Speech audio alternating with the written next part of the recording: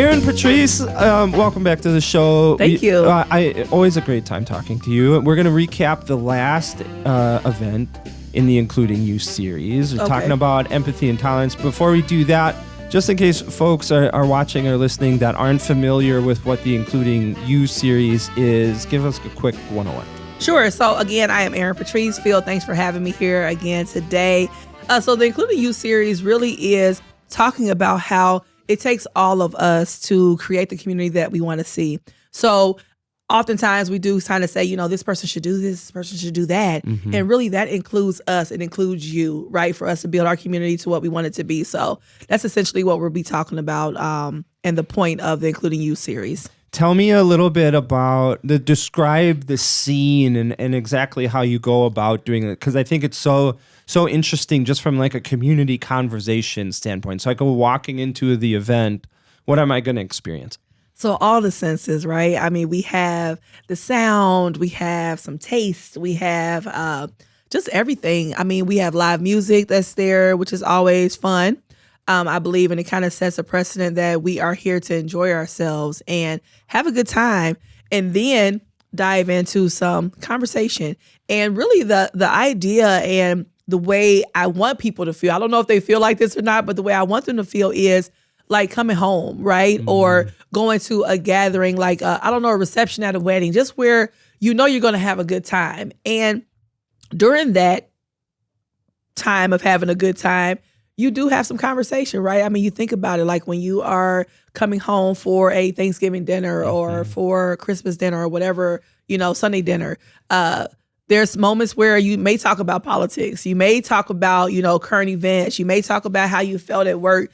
And it's just a very organic conversation. It's not scripted. It's not, you know, and honestly, I don't try to even give a lot of the people at the table the questions ahead of time because I really want people to just talk and really teach us how to navigate through that in that moment, right? And not have to like think about it beforehand and really sound really smart and like these experts and all these things. No, we're just regular people talking about everyday things. I love it. I love how you have each conversation kind of building on each other. Each conversation focuses on like a value or an idea, like empathy and tolerance. What were the previous events talking about? Sure. So we talked about societal expectations, which all of us deal with, right? And then we talked about bias and judgment, because with those expectations can come the bias and, judging people and things of that nature. But then we talked about empathy and tolerance and what's the difference? Do we tolerate people?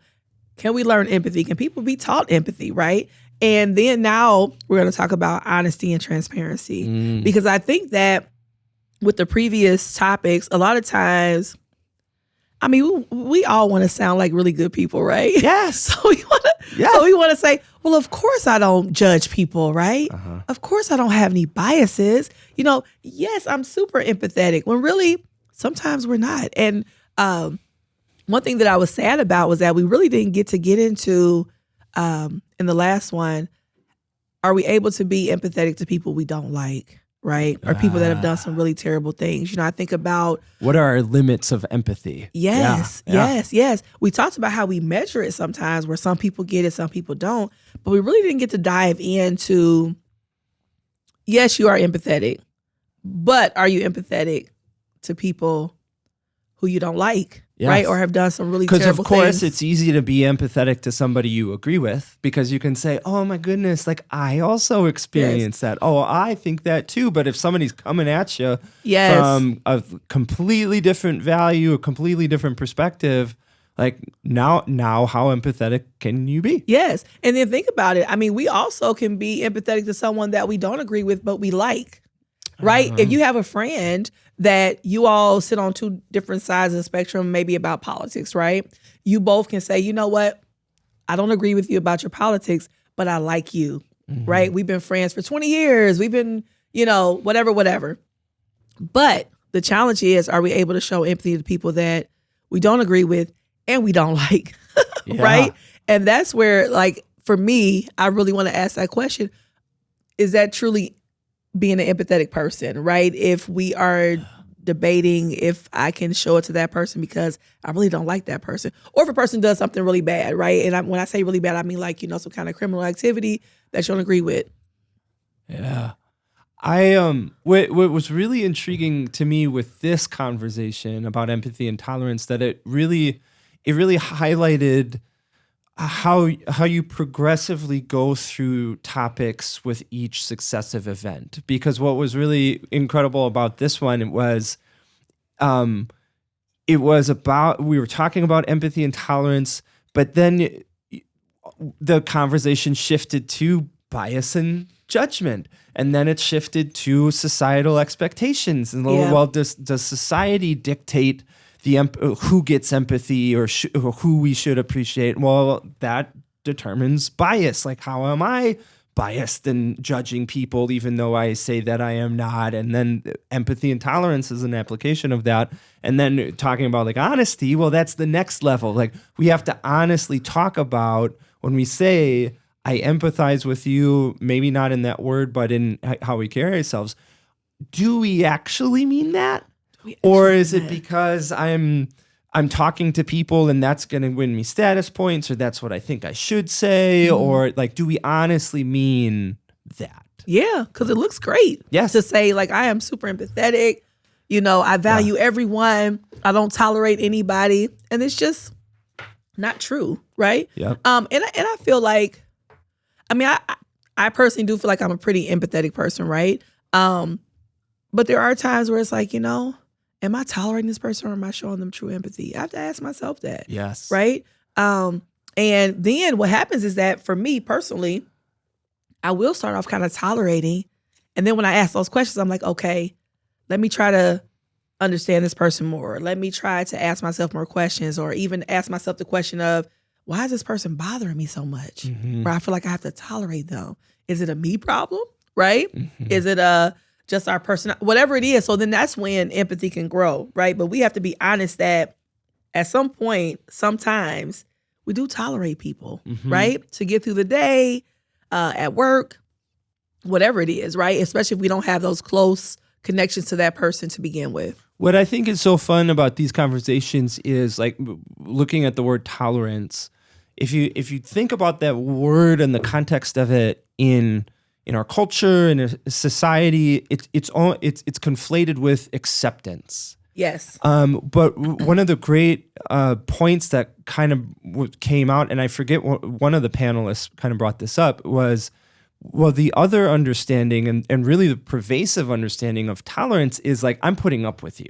Yes. Like I don't like you, or I don't like this thing, but I tolerate it. I put up with it. It makes me feel gross or angry or frustrated or whatever, but I tolerate it.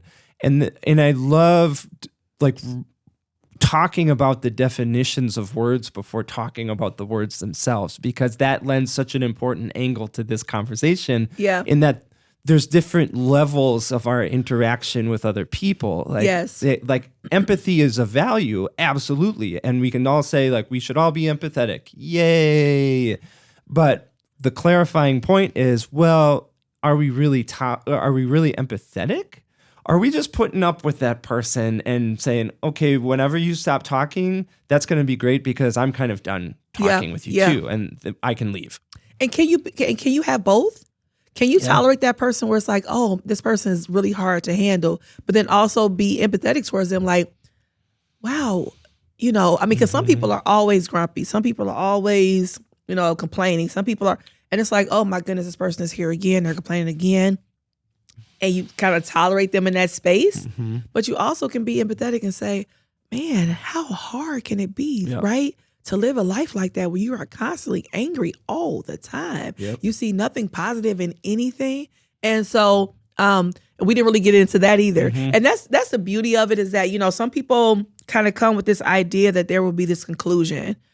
Right? And we have all discovered empathy. Yes. We solved the mystery, right? And we have come together on that. And there is no conclusion. And that's the beauty of it, is that you just keep talking, right? We are just starting that conversation. And you take it out to the parking lot. You take it out back home. You take it to your And that always happens with these events, and that's what I love about it. Like, you're always shooing people away. Like, guys, I love this so much, but we only had this space for 2 hours, and you really got to go. You have to go. Sorry. I'm sorry. And it's so cute because I need to give a shout out to the Bay Area Community Foundation staff, because especially Rachel, because she usually stays after, and she's so patient and she's so sweet about it. But I see her checking her watch like, okay, guys. No, I'm kidding, Rachel. But it's like, trying to be considerate of her. But I do love it. And I love the fact, too, when people are kind of chattering, I don't know what they're saying, right? I can't really decipher like what's being said, but you could just hear the buzzing. And that's the energy and the beauty that we hope that we bring to people, is that they want to keep talking about it and working through these things. Why empathy? Why is it important to have a conversation around empathy and tolerance? When I first created the series, it was important to me because I felt like we as a society has just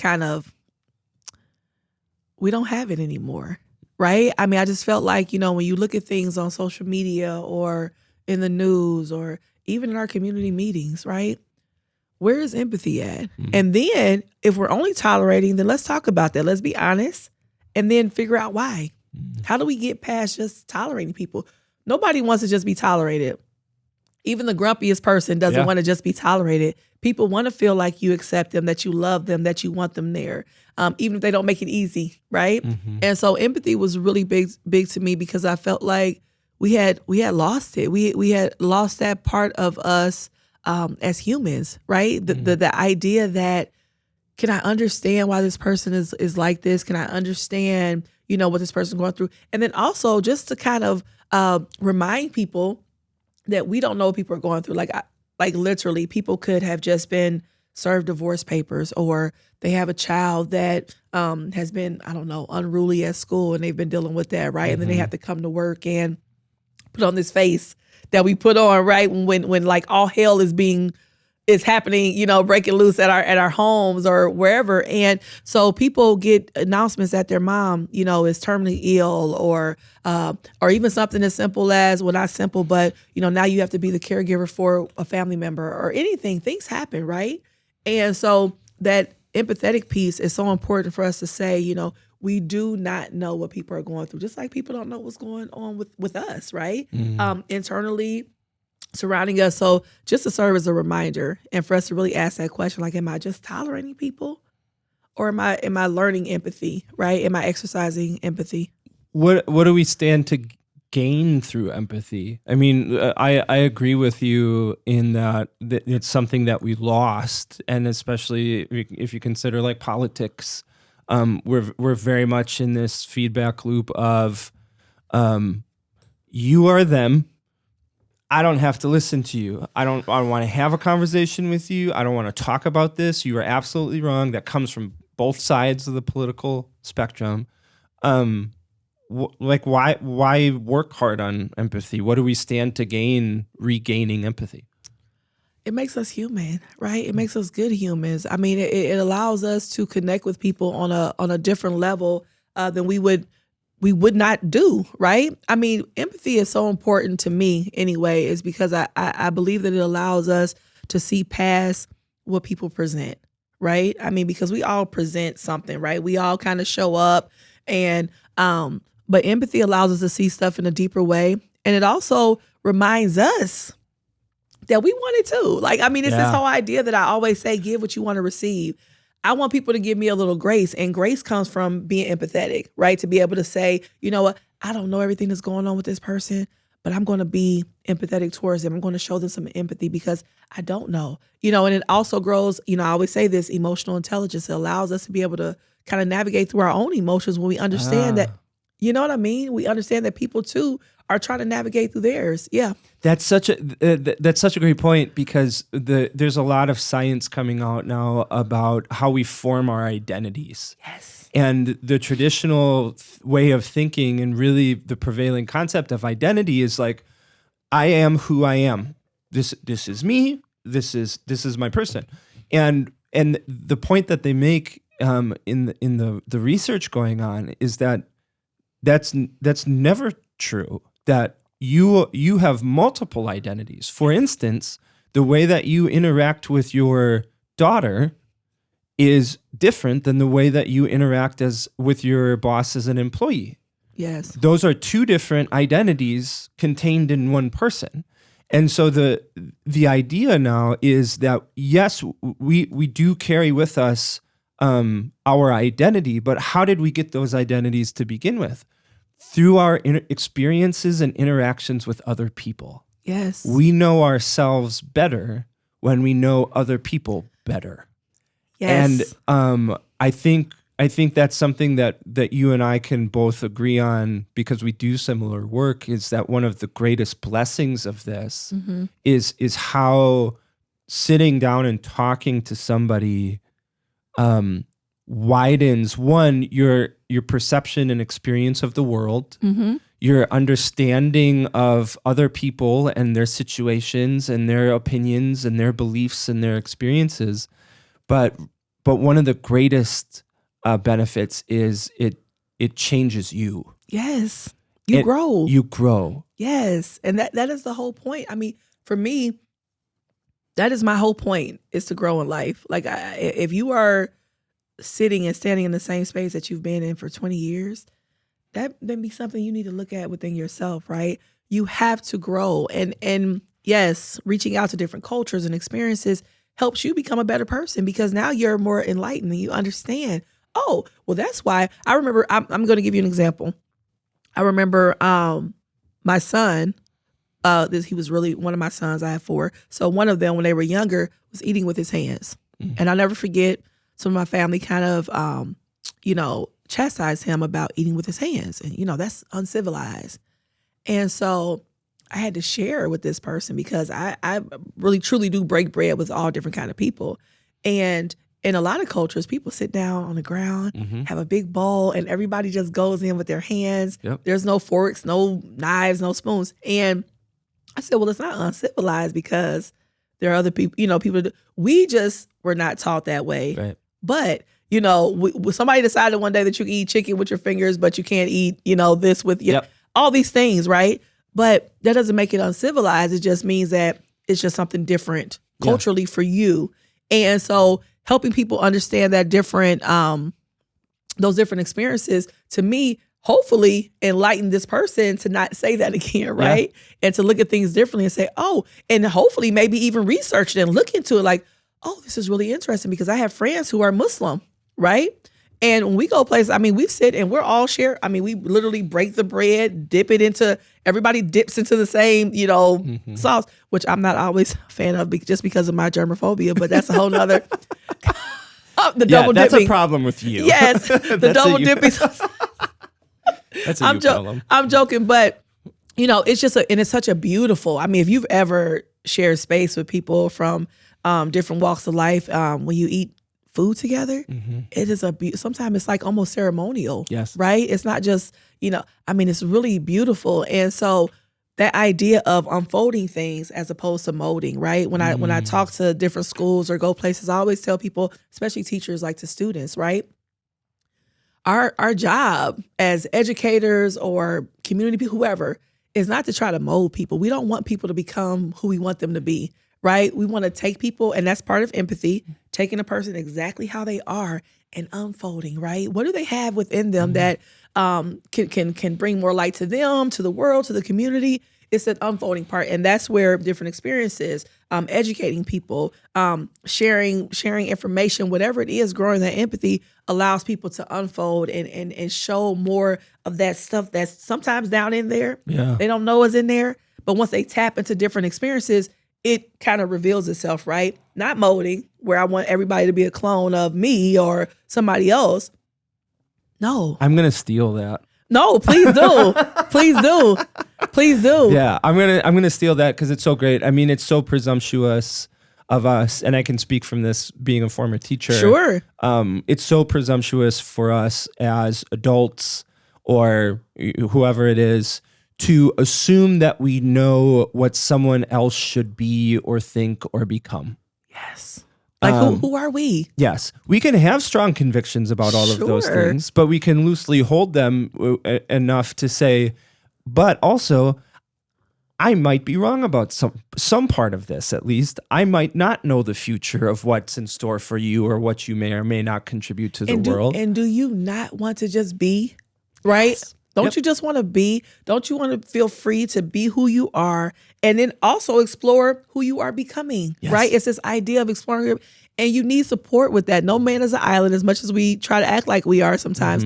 We are not an island. So it's like, allow people to be, right? And that comes from that idea that I'm a firm believer, and I say it with such conviction forever, and I'll say it forever, is that we all have gifts. We all have something that we bring to the table. I'm truly a believer of that. Some of them have not been discovered yet, but they're there. We all have something that we're good at. And it's okay for us to say, I'm really good at that, right? I mean, I know we kind of taught that that's like arrogance or whatever, but it's okay for you to say, you know what, this is something that I do well, right? And so when we all are able to do that and given that space, that grace, right, to be able to just be, all that stuff comes out. You realize, oh my goodness, this person has been off in the corner doing this, but they're really good at organizing or whatever it is, right? Let's use them. And that's why a lot of times, and I'm probably going on a rant right now, but this idea that, sometimes you don't have to fire people, right? Sometimes you just have them in the wrong places, right? So it's this idea as a leader to look and say, you are really good at this. I mean, I've had people that, work close with me on my team. It's like, I tried you here. That didn't work. It's okay. It didn't work. That's not your thing, but this is. I noticed you're really good at paying attention to this, or you're really good at interacting with people. So do this for me. Cool. And then that person excels. They feel good about themselves. They're excited to come and work with you.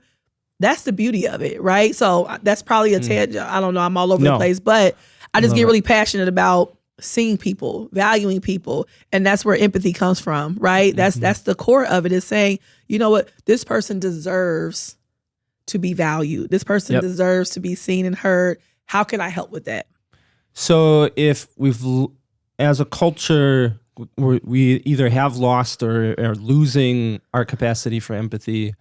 Empathy is important because it fills a human need in all of us, and it builds relationships and things like that. How do we then gain empathy? How do we flex this empathy muscle so that I can become a more empathetic person? First, we have to acknowledge that we don't know everything, that we're not always right. And that's where that intellectual humility comes from, right? Where we're allowed to ask a question and say, wow, let me ask a question about this, right? I know I believe this. And another thing, too, in society right now, we have these extreme isms where it's like all of this or all of that. And that's just not reality, right? There is some gray. A lot of gray. It's mostly gray. It's mostly gray, right? And it's like, if you can't acknowledge the fact that it's not all or nothing, this idea that it's all or nothing is just, it boggles my mind. It's so interesting to me. And everything right now seems like that, like you have to be all in on this side or all in on that side, or you are just out, right? And I am very much in this middle area because I try to see things from different perspectives. But back to what you were asking, you asked about why it's important. How do you grow it, right? How do you learn empathy? First, acknowledging that you don't know everything. And I think that is a huge step. It's a big step. A lot of people have a hard time with that, realizing that maybe I'm wrong on this, or maybe we're both right. Because our experiences are different. So, I mean, case in point, I remember I spoke to a gentleman, and I don't know if I shared the story or not before. If I did, chalk it up to my brain. But it's like, we all want safety. I mean, I'm a firm believer that we all want safety. We all want to be healthy. We all want to be loved. Those are core things that we all want. What that looks like is different. So a gentleman I was speaking to, he's a really big gun enthusiast. And, and he says he will never be without guns. And he's one of those people that say, if you want my guns, come get them, right? All of that stuff, right? And so as we talked, I understood, a little bit more of his story because I asked questions. I'm like, okay, tell me more. Why is that? Did you grow up with guns? And he shared the fact that when he was younger, people broke into his house. Mom and dad were assaulted, but mom is the one that really impacted him because as a young boy, I have 4 sons and they've always been very protective over me. And he felt like he had failed his mom, but he was a kid. He couldn't do anything to help her, right? But something, instinctively within him felt like he should have been able to protect her. And he like kind of made this vow within himself at a very young age that he would never feel that way again because it was a horrible feeling. Wow. And so he keeps guns in his house. So if somebody ever does that again, yeah, he can protect his home.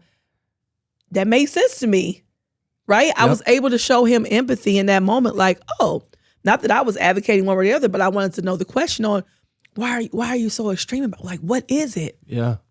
And he shared that story, and I was able to then say, oh, that makes sense. So if someone else who believes that you should not have guns, hopefully, if they ever sat down and actually had that conversation, they may still say, I don't want a gun, but I can understand why you do. So both of them, nobody's wrong or right in that moment of understanding, right, and connection. Yep. Nobody has to say wrong or right. We could just equally say, I understand your position, right? Somebody else, if you're, walking down the street and held up at gunpoint, somebody robs you, maybe you have a strong disdain for guns, right? Or you look at it and say, I'm going to go get one. So if that ever happens again, you know what I mean? Right. I mean, so our experiences, and goes back to what we said, our experiences shape us. Yep. And so when we judge people based on the end result of our assumptions of who they are based on what I think. Yep. Yes. And that one sentence of saying, I like guns. We don't know why. Yep. Or I don't like guns. We don't know why. So yes, I could go on and on about that, but yes. What you're saying, I think dovetails really well with something Diane Fong said. Diane Mahoney. Yes. Of the Bay Area Foundation. She stood up. You do this little Q&A. Yeah. Where the audience can ask their questions and make comments and things, which I think is absolutely brilliant. And Diane Mahoney stands up, and I can't quote her accurately, but basically she made the point of, like, we can value empathy and we can say we're empathetic and all of these things, but we can also veer into like this kind of gross moralizing about it. Like, well, I am empathetic self-righteous, and you are not, and I am the expert who have attained emotional enlightenment and you are not, you ignorant trolls, and like all of these things. And now that's the complete opposite of empathy. And her point was, to get to empathy, we have to create the space to listen first.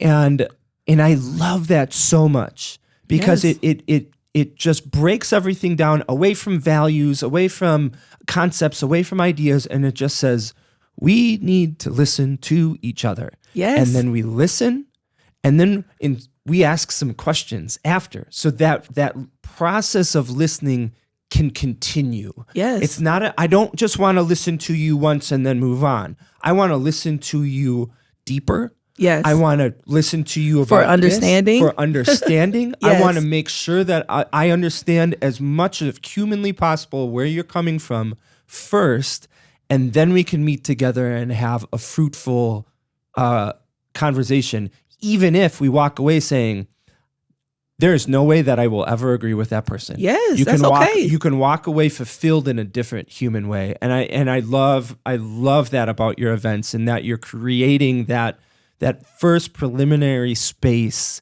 to just listen to each other. And I'm going to encourage folks, if you're listening to this and you're on a future panel or in your everyday life, whatever it is, it's going to change your life. It's going to change your life, it could possibly change the life of the person that you're listening to. If instead of everybody's reflex of, I think this, and I think this, and I have this opinion of you, and you're wrong, if you just check that reflex, and you ask one more question. Yeah. And then you shut up and listen. Yeah. And then you listen again and listen. And if you again. have no questions, just listen. Yes. Just listen. I love the phrase, tell me more. Like maybe you're a little freaked out by asking questions. Like I'm an introvert through and through. If you say, like, can you tell me more about that? You never have to think about another question again. Yes. Tell me more about why you love guns. Yeah. Tell me more about why you disagree with this. Tell me more. And man, that's the way forward. No, it's beautiful. Speaking of the way forward, give me a quick 60-second preview of our next event. Yeah, honesty and transparency. Oh.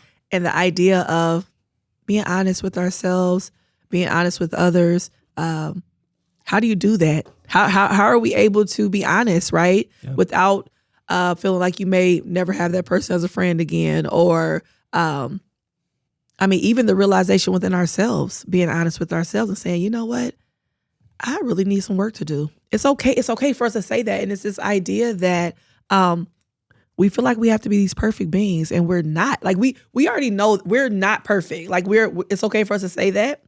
And I think when we go into things like that, it's like, oh my goodness. So yes, honesty and transparency, what it looks like. Why should we be honest? Why are we afraid to be honest with each other? Because right now we have cancel culture, right? We have where people will not invite you to their event anymore if you don't, align with the extremisms, right? And so creating a community, a space where we can be honest with each other and then receive that honesty. Can you receive the honesty? Because I always ask the question, do we really want it? Do we really want honesty, or do we say we want it? Because I don't know, right? But I like what you said about just going back to that really quickly about the listening part. It's so important. When people feel like they're being heard, they will listen, right? People have to feel like you are valuing what they have to say, their experience. People have had real life experiences, and some people will see, for instance, someone with a lot of money, and they don't realize that they grew up poor, right? I know someone very personally that has so much stuff in their basement that I call it mini Walmart. I'm like, what is happening down here? What's going on? And they grew up poor, and they remember not having toilet paper. They remember not having these things. So in their mind, I don't ever want to do that again. So there's a reason why they do. They're just not buying stuff to be buying it. It's a reason. There's always a root to all of this stuff. Yeah. So having those conversations and just listening, coming prepared. When Diane said that, I wanted to plug and say, and you can come to the Breaking Bread Village for that, right? Yeah. Because that's the whole point. That is the whole point for us to do away with this idea that we have to solve everything in those 30 minutes. Yep. We're not. Yep. Right? We are humans that are constantly evolving, right? There's things that you probably believed a year ago that you don't stand by right now. That's a real thing. And so allow us that space to evolve together, right? In a beautiful way. And that comes from having those conversations and listening. If I want to evolve together at the next event, where is it? Where can I buy, or when is it? Where can I buy tickets? Sure. August 13th, and you can go to our website, tbbv.org. I always try to say it very slow because when I say it fast, it becomes a... And so, yes, August 13th in Bay City, of course, at the Pierre Marquette Depot. And a shout out to them, because they are allowing us to host it there. They sponsor that. They are... so thank you for that. And another shout out to the Bay Area Community Foundation. They have been phenomenal with working with us, doing setup and breakdown and all those things. So... yeah, come on out, August 13th. Beautiful. Tickets are free. Just head there, grab some tickets so we know about how many folks are coming. Yep. Erin, Patrice, I love the work that you're doing. Looking forward to this event. Thanks so much for the conversation. Thank you, Phil. Appreciate it. You're awesome. Awesome.